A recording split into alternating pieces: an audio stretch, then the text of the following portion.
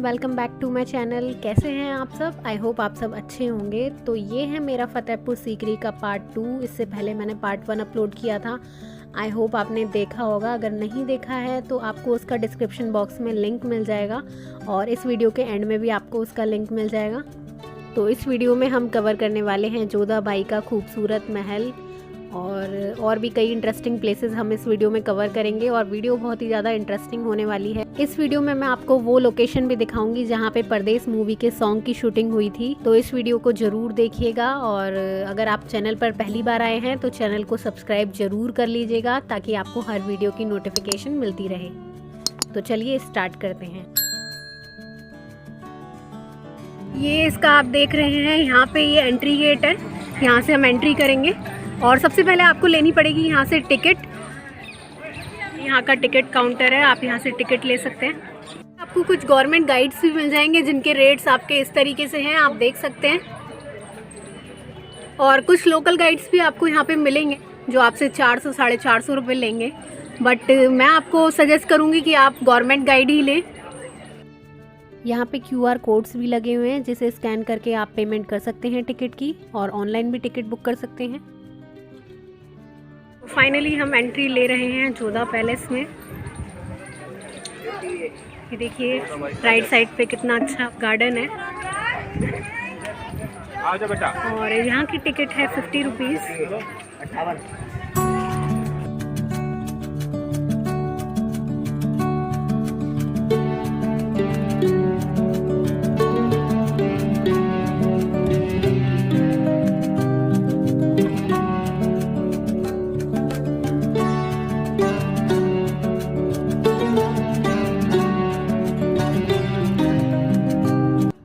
यहाँ से शुरू होती है जोधा बाई की मेन पैलेस की एंट्री। और जोधा बाई एक हिंदू धर्म से बिलोंग करती थी और वो एक राजपूतानी थी। तो इसमें आपको जो कल्चर देखने को मिलेगा वो एक राजपूतानी कल्चर देखने को मिलेगा। जितना भी महल में डिज़ाइन वर्क है वो सारा राजपूतानी कल्चर का है।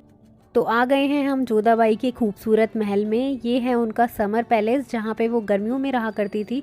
ये इसका आर्किटेक्चर इस तरीके से बना हुआ है कि प्रॉपर वेंटिलेशन है। यहाँ पे सामने आप देख सकते हैं जाली है। पीछे यहाँ पे एक झील हुआ करती थी जिसे मोती झील के नाम से जानते थे। उस झील की वजह से ही इस पैलेस में ठंडक बनी रहती थी और वो गर्मियों में एंजॉय करती थी इस पैलेस में। और उसी के बिल्कुल ठीक सामने ये है उनका विंटर पैलेस, जो देखिए बिल्कुल कवर्ड है चारों तरफ से। इसका आर्किटेक्चर कुछ इस तरीके से बनाया गया था कि यह सर्दियों में गर्म रहे। और सामने एक तुलसी का पौधा हुआ करता था जहाँ पर जोधा बाई पूजा करती थी, अकबर की लंबी उम्र की प्रार्थना करती थी। और फाइनली ये है जोधा बाई का मंदिर। तो चलिए पास से दिखाते हैं आपको एक बार जोधा बाई का मंदिर।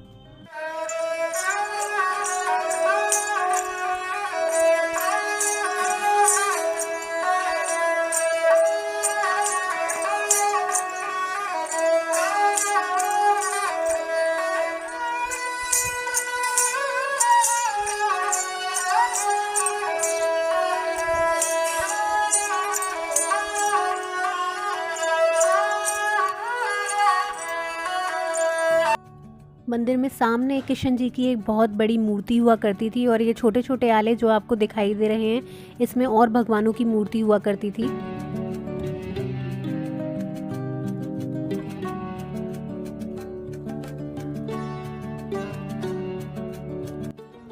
ये जो छोटे छोटे रूम्स आप देख रहे हैं यहाँ पे जोधा बाई की दासियां रहा करती थी।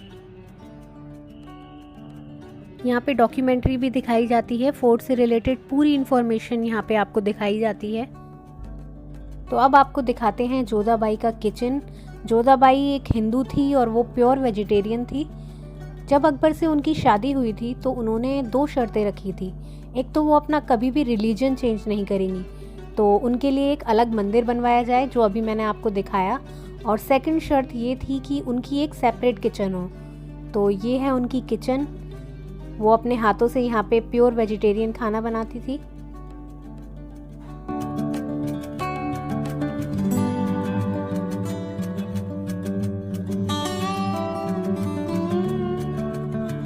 और ये जो ऊपर आप देख रहे हैं ये है राजस्थान के बहुत ही फेमस झुमकी के डिज़ाइन। 156 तरीके के डिज़ाइन यहाँ पे बने हुए हैं। ये है किचन की खिड़की से अंदर का व्यू। और अब हम आ गए हैं अकबर के महल की तरफ। ये है अकबर का महल।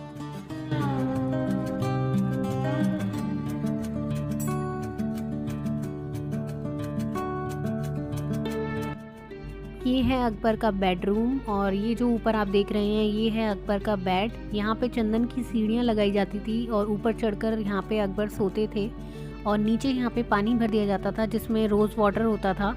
और नीचे पानी भरने का एक रीज़न ये भी था कि जैसे अगर कोई एनिमी उन पे अटैक करे तो जितनी भी यहाँ पे सैनिक खड़े हों उनको पता चल जाए और सब अलर्ट हो जाएं।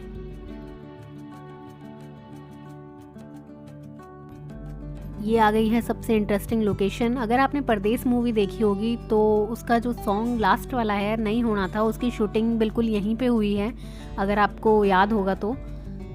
और इस जगह को कहा जाता है चार चमन क्योंकि यहाँ पे जाने के 4 रास्ते हैं। बीच में जो आप एक सीट देख रहे हैं वहाँ तानसेन बैठकर रियाज किया करते थे। तानसेन अकबर के 9 रत्नों में से एक थे और वो इतने मशहूर संगीतकार थे कि उनके राग से दीपक जल जाते थे और बारिश हो जाती थी। बहुत ही अच्छे म्यूजिशियन थे वो और अकबर यहीं बैठकर उनके संगीत का आनंद लिया करते थे। और ये जो नीचे है आपको दिखाई दे रहा है यहाँ पे पानी भरा होता था, ये अकबर का स्विमिंग पूल भी कहा जाता है और इसमें रोज़ वाटर होता था। और पानी भरने का एक रीज़न ये भी था कि जो तानसेन रियाज करते थे तो उनके संगीत की इको यानी कि गूंज प्राप्त करने के लिए भी पानी यहाँ पे भरा गया था। और ये हम अब आ गए हैं अकबर की मुस्लिम रानी रुकैया बेगम, जिन्हें टर्की की सुल्ताना भी कहा जाता था, उनके महल की तरफ। ये देखिए बाहर कितनी सुंदर चित्रकारी की गई है।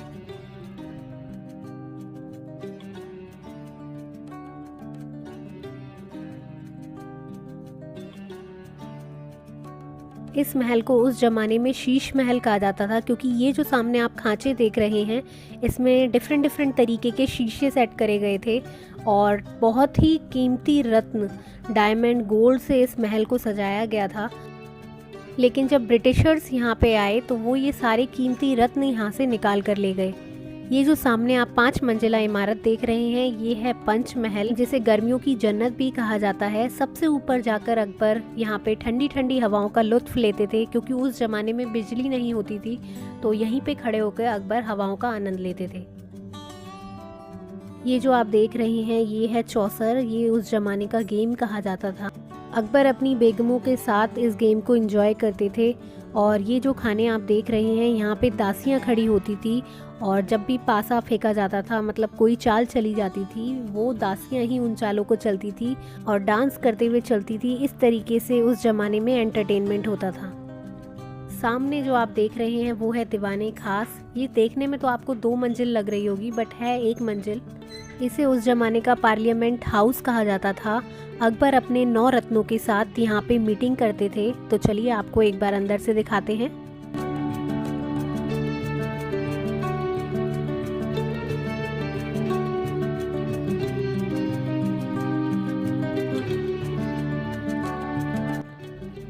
अब हैं हम दीवाने खास के अंदर। ये है अकबर का मीटिंग रूम। यहाँ सबसे ऊपर बीच में अकबर बैठा करते थे और चारों तरफ ये जो आप बालकनियाँ देख रहे हैं उसमें उनके 9 रत्न बैठा करते थे।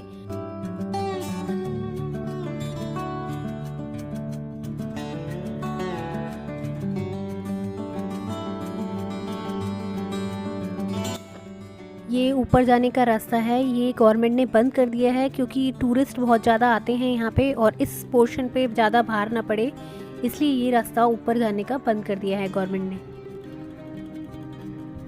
ये अब हम आ गए हैं खजाना महल में। उस टाइम में यहाँ पे खजाना भरा होता था और करीब 24 बक्से यहाँ पे खजानों के रखे रहते थे और यहाँ के गेट प्रॉपरली लगे हुए थे। और ये वो जगह है जहाँ पे बादशाह अकबर अपनी तीनों बेगमों के साथ आंख मिचोली खेला करते थे। और ये है बीरबल का महल जो कि अकबर के नवरत्नों में से एक थे। ये देखिए इस महल की दीवारों पर भी बहुत सुंदर नक्काशी की गई है। और ये वो जगह है जहाँ पे अकबर के सैनिकों के घोड़े बांधे जाते थे। उस टाइम में यह अस्तबल हुआ करता था।